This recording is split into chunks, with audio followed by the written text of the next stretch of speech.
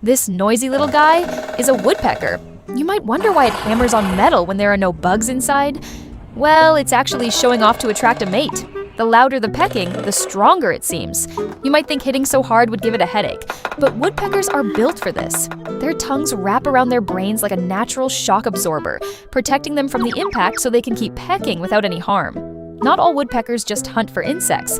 Some drill thousands of tiny holes in tree trunks to store acorns, stuffing them one by one. A single tree can hold up to 50,000 acorns, making it a giant pantry for the bird. People sometimes claim woodpeckers destroy trees while looking for bugs, turning them into something like a beehive. But usually, they only peck the surface. Often, they choose dead or decaying trees, so they don't really harm the forest and make use of what's already there. Woodpeckers aren't just master bug hunters, they are also the forest's little repair crew, balancing survival, reproduction, and the ecosystem with every tap.